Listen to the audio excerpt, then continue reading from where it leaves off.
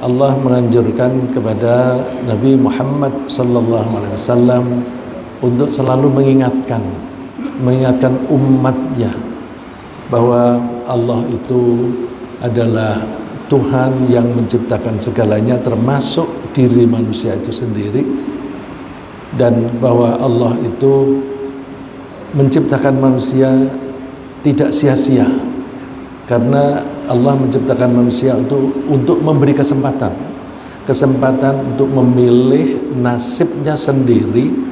Apakah manusia itu memilih nasibnya bahagia atau celaka, baik di dunia maupun di akhirat.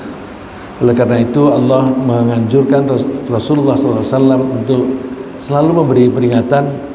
A'udzu billahi minasyaitonir rajim. Bismillahirrahmanirrahim. Fadzakir innama anta mudzakir. Maka berilah peringatan, karena sesungguhnya kamu hanyalah orang yang ditugasi memberi peringatan. Fadzakir dari akar kata zikrun. Zikrun itu mengingat.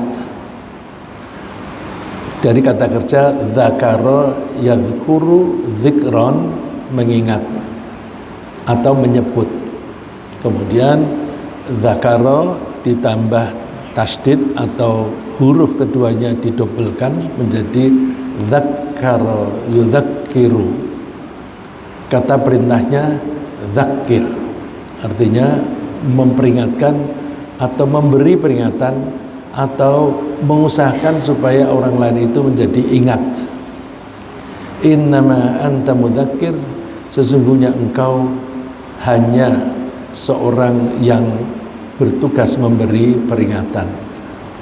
Kata innama itu kata takkid, kata yang memberikan penekanan atau emphasis, dan sekaligus litahsir, untuk membatasi. Jadi di situ ada kata sesungguhnya dan ada kata hanya. Nah, baik kita pelajari tentang ini dan kita refleksi pada diri kita sendiri, apakah peringatan Allah kepada Nabi Muhammad SAW ini hanya untuk Nabi Muhammad saja atau juga untuk kita, ya. Terus apa yang harus kita lakukan kalau kita mengikuti jejak Nabi Muhammad SAW untuk memberi peringatan? Untuk mengambil pemahaman yang lebih jauh, kalau Rasulullah memberi peringatan itu pedomannya apa? Karena kalau kita itu menegur orang harus ada pedoman. Misalnya dalam bekerja sehari-hari itu mesti ada prosedur baku yang harus diikuti. Suatu negara, kalau kepala negara itu memimpin bangsanya, mesti menerapkan undang-undang dasarnya. Kalau itu negara mengikuti demokrasi, maka harus ada SOP demokrasi. Kalau SOP itu tidak dilaksanakan dengan baik, maka pekerjaan itu tidak akan efektif.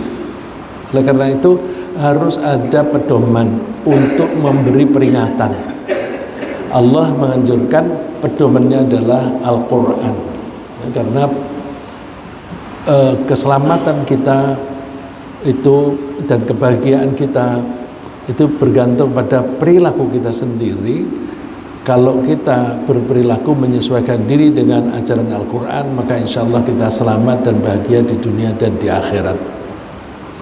Ini oleh karena itu kita dianjurkan untuk berpedoman pada Al-Quran untuk kita umat Nabi Muhammad SAW. Allah bersabda, Tanzilul kitab la raiba fihi min rabbil alamin. Am yaquluna iftarah bal huwal haqqu min rabbika litunzira qauman ma atahum min nadhirin min qablika la'allahum yahtadun. Ini insya Allah banyak di antara kita di masjid ini yang hafal ayat ini, karena banyak di antara kita yang mengikuti pelajaran tahfidz menghafal Al-Quran setiap hari Ahad dan Rabu. Mudah-mudahan Allah memberkahi kita. Tanzilul kitab la raiba fih. Allah menurunkan kitab yang kitab itu tidak ada keraguan di dalamnya. Al-Quran adalah satu-satunya buku yang menjamin bahwa di dalam buku ini tidak terkandung suatu apapun yang meragukan tentang kebenarannya. Tidak ada satu buku manapun yang berani menjamin tidak ada kesalahan. Ya, karena selain Al-Quran, buku itu ditulis dan dikarang oleh manusia. Kalau Al-Quran karena dari Allah, Allah itu menciptakan segala sesuatu, maka firman Allah tidak akan pernah ada yang bertentangan dengan apa yang telah dilakukan, apa yang telah diciptakan.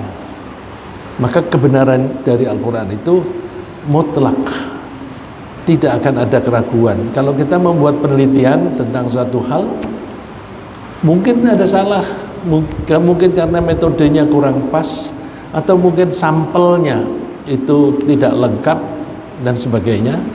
Maka seorang ilmuwan sehebat apapun, kalau dia merumuskan suatu kesimpulan ilmiah, tidak berani mengatakan ini pasti benar.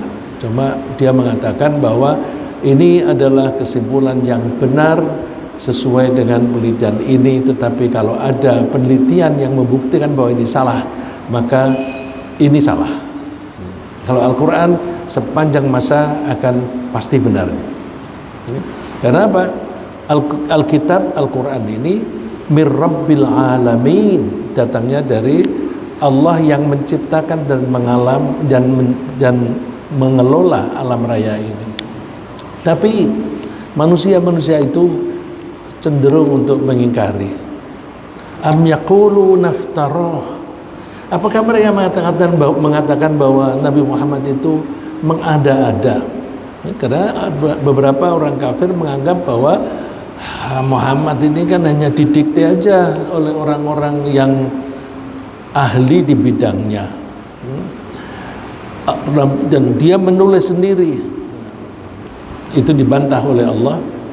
Dan belakangan ini banyak hal-hal yang terbukti, yang pada saat itu Rasulullah SAW tidak pernah pergi ke mana-mana, tetapi ada fenomena-fenomena alam yang benar adanya, meskipun Rasulullah pada saat itu belum pernah pergi ke sana. Seperti misalnya adanya dua air yang asin dan tawar itu tidak terkumpul, dan bagaimana tergulung-gulungnya awan di atas, itu juga digambarkan di dalam Al-Quran. Bal huwal haqq, Al-Quran itu hak, benar, min rabbika, dari Tuhanmu. Nah, ini yang relevan dengan tadi, litunzira qauman ma atahum min nadhirin min qablika la'allahum yahtadun, agar kamu memberi peringatan kepada masyarakat yang dulunya belum pernah kedatangan orang yang ditugasi memberi peringatan. Artinya belum pernah ada nabi yang ada di situ sebelum Nabi Muhammad, dengan harapan mereka mendapatkan petunjuk. La'allahum yahtadun.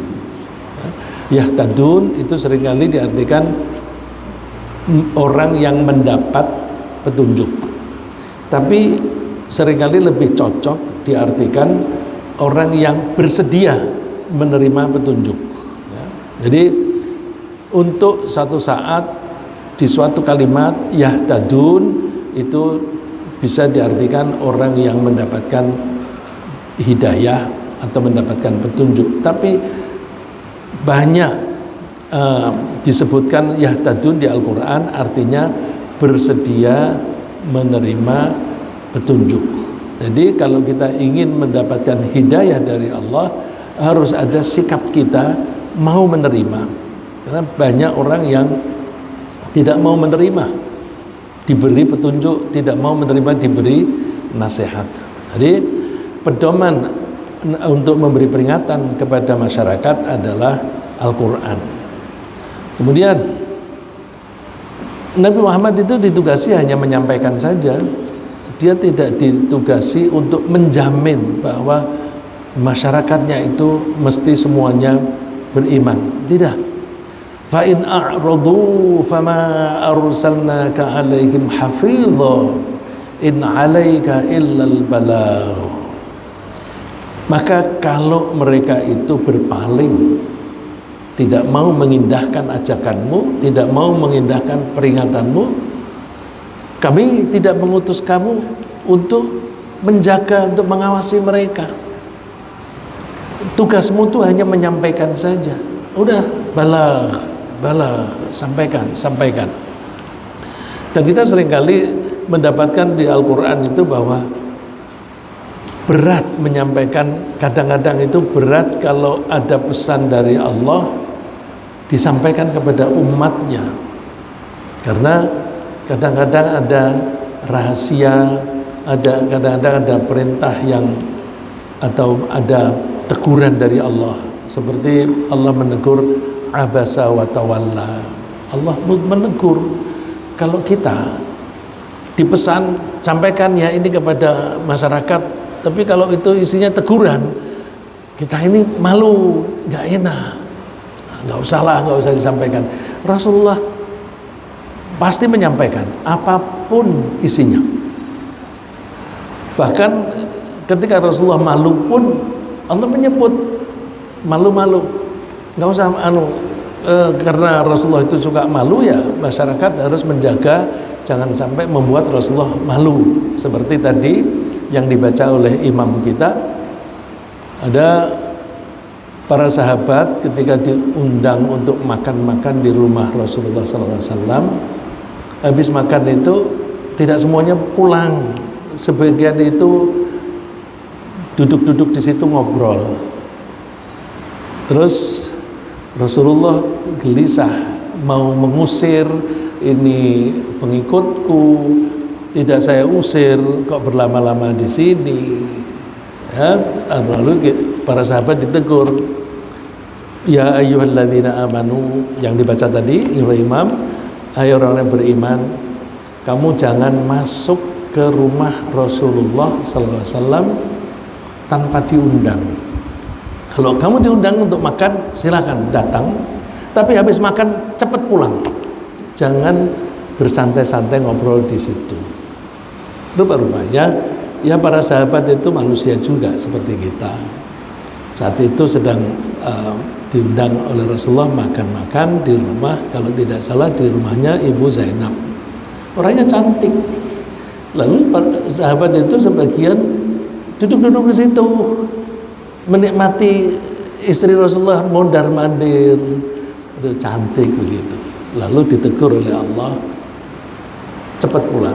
Kalau kalian mau meminta sesuatu kepada istri Rasulullah harus biwarai hijab, di belakang hijab. Hijab di situ tidak sama dengan hijab bahasa kita sekarang.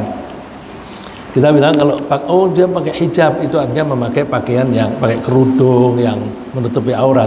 Tapi hijab di situ artinya partisi, semacam itu, misalnya partisi antara pria dan wanita, itu namanya hijab. Jadi kalau kamu minta sesuatu harus dibalik hijab. Itu ada yang mengusulkan supaya orang-orang ini tidak terkontaminasi.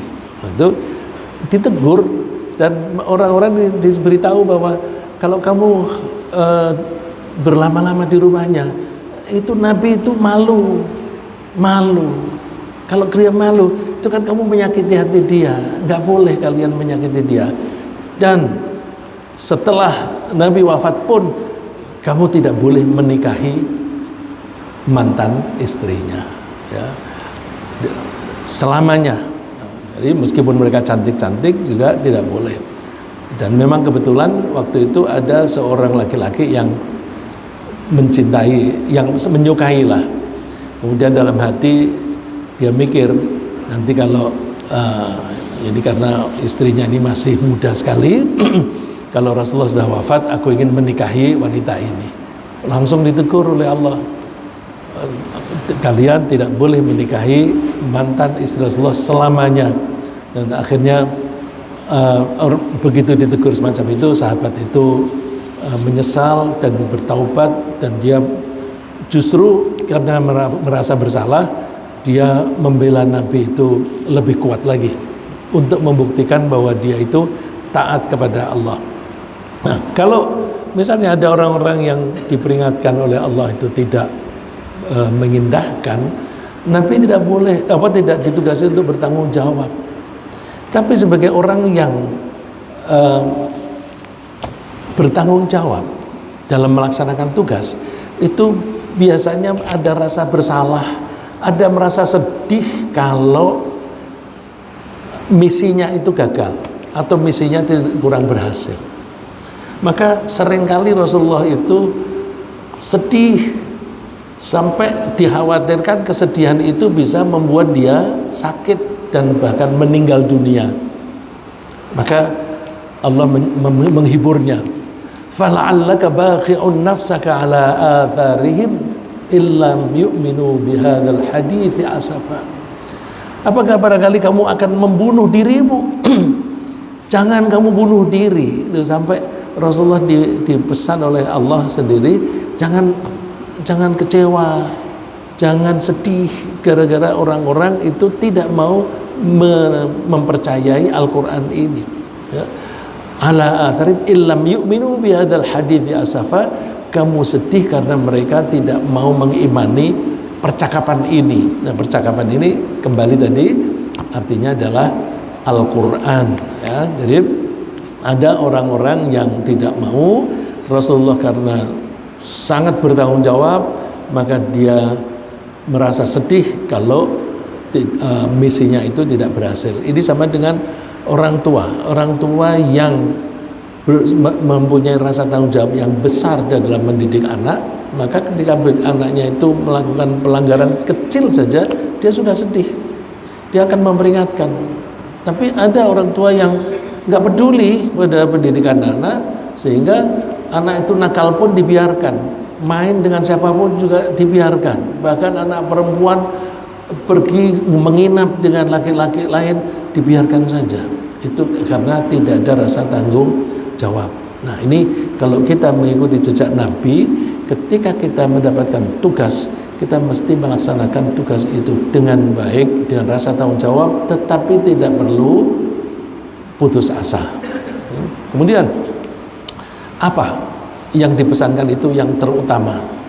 Terutama adalah adanya hari pembalasan. Wa anzirhum yaumal hasrati idh qudiyal amr wa hum fi ghaflatin wa hum la yu'minun. Dan berilah peringatan kepada mereka tentang hari di mana banyak orang menyesal, atau bahkan umumnya pada menyesal. Kapan itu? Idh qudiyal amr, ketika segala urusan itu diambil keputusan. Sedangkan mereka dulu waktu hidup di dunia itu lalai. Karena lalai, lalu mereka la yu'minun, mereka tidak beriman. Nah, jadi peringatan ini yang penting adalah, yang penting diantara yang penting ya, yang penting dan yang penting adalah peringatan akan adanya hari pembalasan. Kalau orang selalu menyadari bahwa apapun yang saya lakukan saat ini, apapun yang saya ucapkan saat ini, pasti akan dibalas. Kalau baik akan dibalas dengan kebaikan, kalau buruk akan dibalas dengan keburukan. Dan balasan itu bisa di dunia, bisa di akhirat, bisa dua-duanya. Bisa dua-duanya. Tetapi yang paling penting adalah ketika di akhirat. Sayang, kebanyakan orang itu tidak mau mengikuti ajaran Al-Quran karena mereka lalai. Dan lalai ini memang umum terjadi di antara kita. Coba ketika kita ini mau beribadah, kepingin haji misalnya, kita membutuhkan duit yang banyak. Untuk mendapatkan duit yang banyak kita bekerja keras. Untuk merawat bapak ibu yang sakit, dia harus bekerja keras untuk mencari dana untuk membiayai pengobatan. Nah, ketika bekerja keras berarti kesibukan tambah banyak. Dengan kesibukan tambah banyak, waktunya mepet sehingga banyak orang lalai, lupa tidak melaksanakan kewajiban sholat. Jadi mengejar sesuatu, ketinggalan sesuatu yang lain, itu kita menjadi lalai. Bisa juga orang lalai itu karena apa? Ya karena sibuk.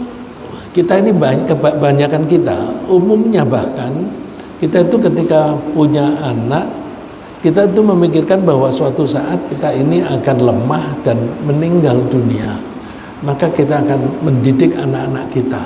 Nah, ketika kita mendidik anak-anak kita, kita ajari bagaimana anak itu mandiri secara ekonomi.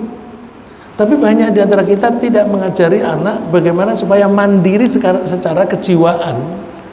Jadi kita bilang, alhamdulillah anakku yang pertama sudah mandiri. Coba dicek, mandiri gimana? Oh, dia sudah bekerja sendiri, punya penghasilan yang cukup. Tapi apakah mandiri secara kejiwaan? Belum tentu. Anak-anak yang seumur itu seringkali kalau mereka itu dalam keadaan baik-baik saja, tidak telepon kepada bapak ibunya, tidak mengunjungi bapak ibunya. Tapi ketika bersedih, ketika mengalami masalah, paling tidak telepon, Ma, kenapa? Iya, ini begini. Orang yang mandiri secara kejiwaan itu setiap dia mengalami problem, dia bisa mengatasi sendiri. Kalau dia tidak bisa mengatasi, berarti dia belum mandiri. Kenapa begitu?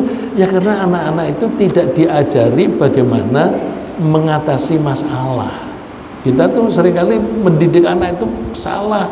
Yang penting nilainya tinggi.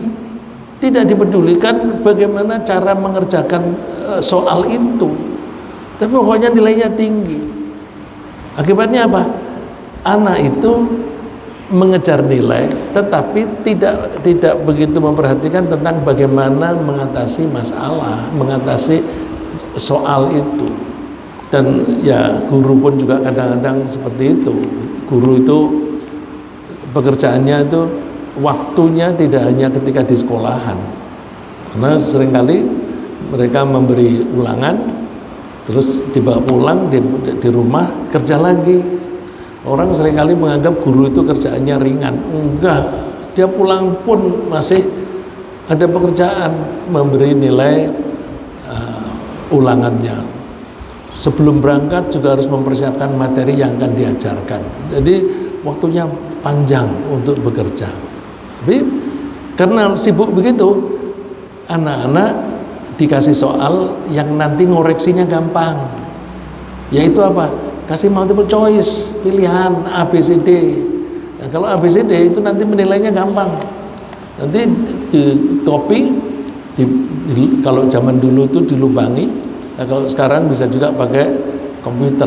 Nah, itu akibatnya anak itu tidak terlatih untuk mengerjakan soal secara narasi.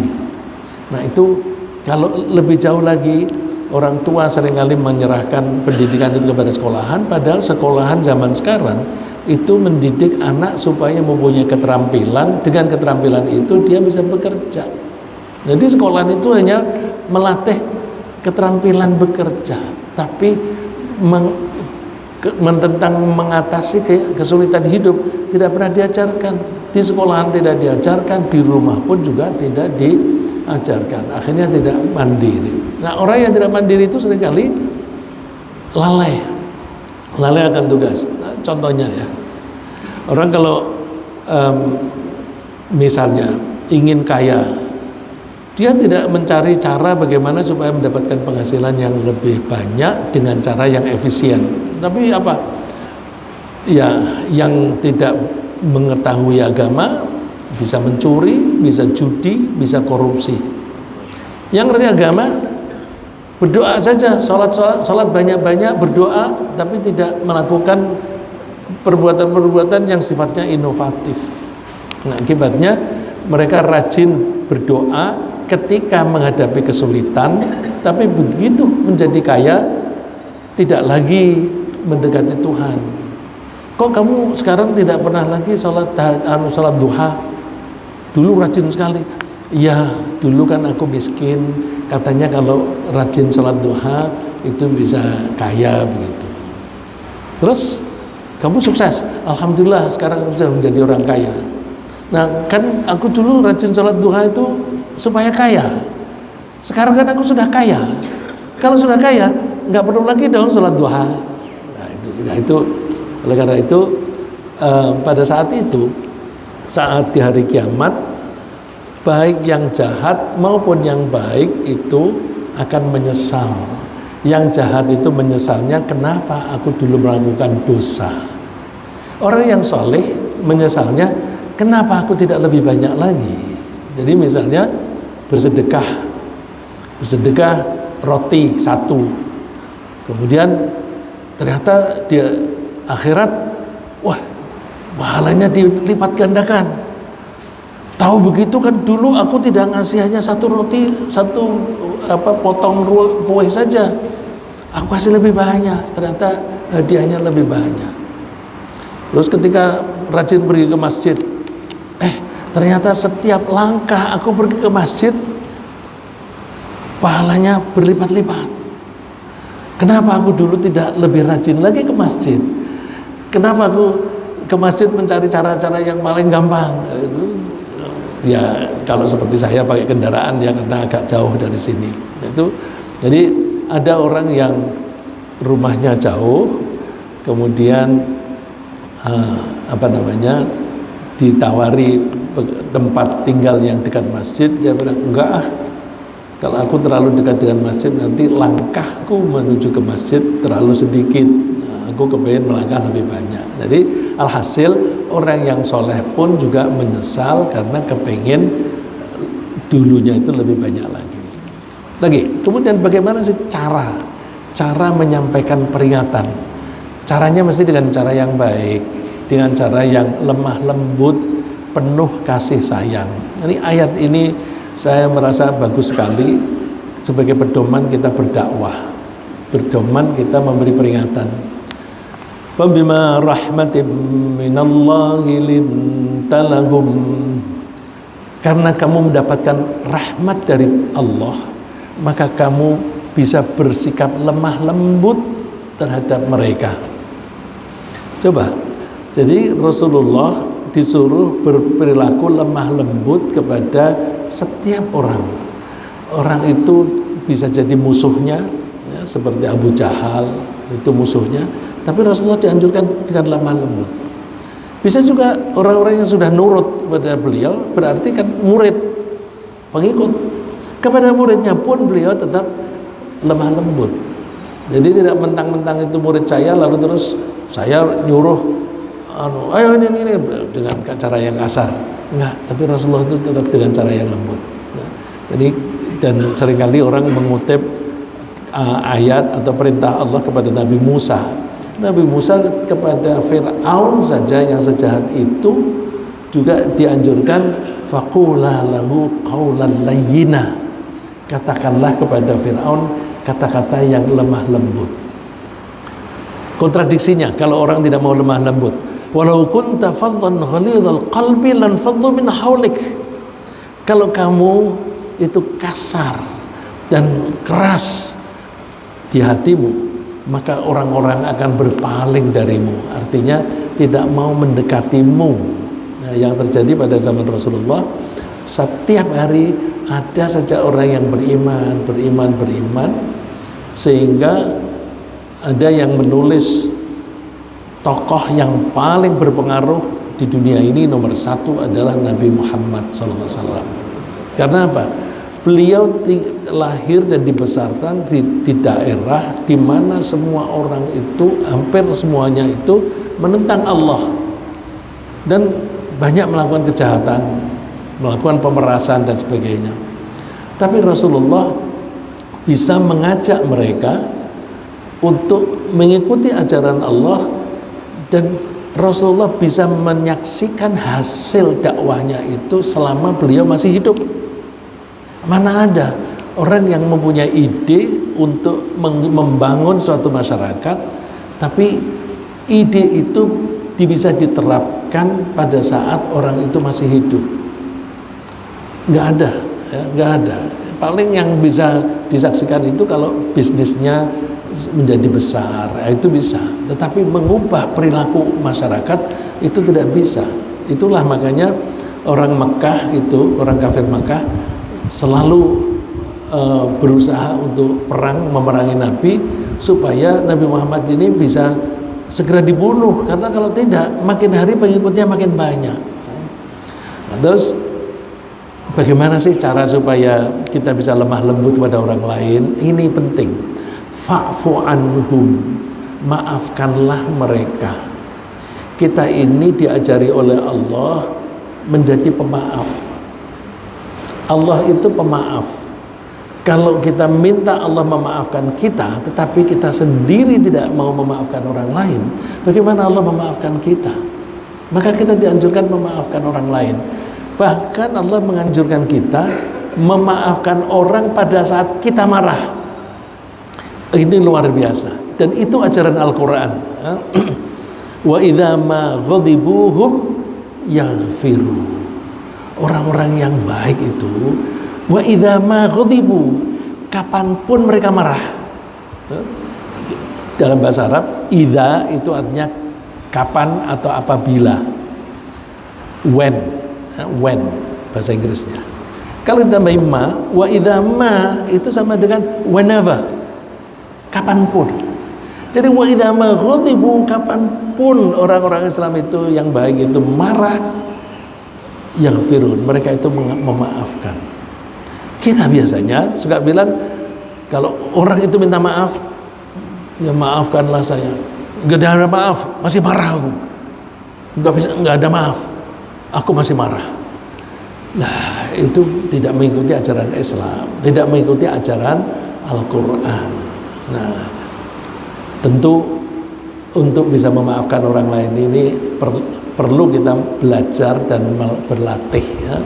Tanpa belajar dan berlatih hampir tidak mungkin, ya, karena orang kebanyakan itu egois. Kita dilahirkan oleh ibu kita kan, begitu lahirkan itu ada egois. Egoisnya 100%. Kita masih bayi, lapar, nangis, minta makan. Kita haus, nangis. Tidak peduli ibu kita sedang tidur, dia sedang sakit, dia sedang sibuk, nggak peduli. Pokoknya aku lapar. Itu kita egois 100%. Kalau tidak dilatih untuk menjadi tidak lagi egois, ya sampai tua pun dia tetap egois. Maka kalau ada orang sudah tua, umurnya 60 tahun, 70 tahun, 80 tahun, masih egois, dia sudah tua badannya, tetapi jiwanya masih anak-anak. Nah, ini untuk bisa tidak egois, mesti kita belajar memaafkan orang lain. Nah, kita tidak bisa memaafkan orang lain kalau kita tidak tenggang rasa. Untuk tenggang rasa, kita harus mempelajari pola pikir orang lain. Kalau kita tidak mempelajari pola pikir orang lain, kita kira bahwa semua orang pola pikirnya sama dengan kita. Jadi kalau misalnya ada teori yang benar begini, itu salah. Kalau mempercayai bahwa suatu hukum Islam misalnya yang benar ini, itu salah, itu salah, itu salah. Pola pikir kan beda-beda, ya, pola pikir beda-beda. Jadi misalnya ada orang habis sholat, alhamdulillah, boleh gak? Loh, nanti dulu, kenapa dia bisa habis salam itu alhamdulillah? Kan Allah mengatakan wa ma tasya'una illa ayyasha Allah. Orang itu tidak akan mau sholat kalau tidak dikehendaki oleh Allah. Jadi dia punya kehendak untuk sholat, itu yang memberi kehendak Allah. Dia mau jalan ke masjid untuk sholat, itu kehendak Allah. Dia sholat dengan berusaha dengan baik, itu kehendak Allah. Nah, ketika dia sholat, assalamualaikum warahmatullahi wabarakatuh, terus dia merasa terima kasih Allah, engkau memilih aku menjadi seorang yang engkau kehendaki, mau sholat, mau berusaha untuk sholat dengan baik. Karena untuk menyatakan terima kasih bilangnya alhamdulillah. Nah, karena kalau ada orang yang bahwa pola pikirnya harus begini, orang punya pikir, orang lain punya pikiran yang berbeda, salah. Nggak bisa memaafkan orang lain. Orang seperti itu mesti memusuhi orang lain dan membangkitkan permusuhan dari orang lain. Oleh karena itu kita mesti belajar mempelajari pola pikir orang. Tidak ada dua orang kakak beradik pun, satu kandungan pun yang pola pikirnya sama, nggak ada. Ya, itu kita melihatnya yang lahiriah, cap jari itu fingerprint dua orang mulai zaman dulu sampai besok hari kiamat itu nggak ada yang sama. Itu baru fingerprint. Suara nggak ada yang sama, karena suara itu kan ada tali vocal cord, ya namanya vocal cord itu apa itu ada tali suara. Terus ada otot-ototnya. Nah, otot-otot, saraf dan sebagainya yang memproduksi suara itu juga dipengaruhi oleh emosi. Orang yang marah, suaranya beda dengan orang yang sedih. Nah, kalau orang yang dalam hidupnya lebih banyak sedihnya daripada senangnya, ya suaranya akan beda. Nah, itu kalau kemudian kita tidak bisa memahami tentang orang lain, nggak mungkin kita bisa memaafkan. Maka untuk melaksanakan fa'fu anhum, maafkanlah mereka, itu ada beberapa hal yang harus kita pelajari, ya. Kita nggak usah menunggu orang lain minta maaf, kita maafkan. Nah, itu kalau bisa begitu, hidup kita enak, tidur pun nyenyak, ya. Jadi kalau kita bisa latihan, misalnya setiap mau tidur, coba ingat-ingat hari ini apa yang saya lakukan dan apa yang dilakukan oleh orang lain berkaitan dengan saya. Kadang-kadang kita kesel sama istri, kesel sama anak, terus oh barangkali dia maksudnya begini, nah, ya, aku memaafkan dia, aku memaafkan dia. Terus itu dilakukan, coba aja 2 minggu aja, nanti jiwa kita itu akan ringan, ya, nggak ada beban. Kita tuh punya beban kan karena punya dendam sama orang lain.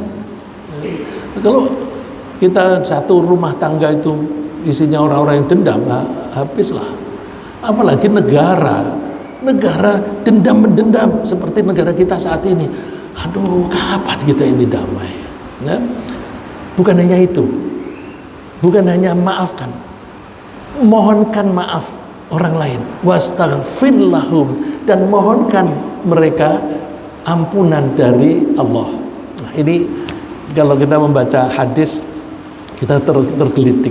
Jadi misalnya ada Abdullah bin Umar cerita Rasulullah itu kalau Rasulullah itu umroh itu bulan apa begitu, kemudian Ibu Aisyah dia kalau nggak pas, beliau nggak bilang salah dia, nggak bilang begitu, tapi dia bilangnya oh mudah-mudahan Allah mengampuni dia. Mungkin dia melakukan berpendapat yang tidak pas karena dia lalai, atau karena dia lupa, atau karena dia sebab-sebab yang lain.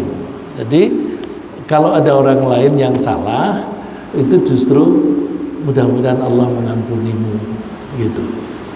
Jadi kan enak, sudah tidak marah, kemudian malah bersama-sama mohon ampun kepada Allah. Terus wasyawirhum fil amr, kita kalau dakwah kita ajaklah bermusyawarah orang-orang itu. Kalau ada kasus-kasus atau hal-hal yang kepentingan bersama, mesti orang-orang lain itu dilibatkan, istrinya, anaknya.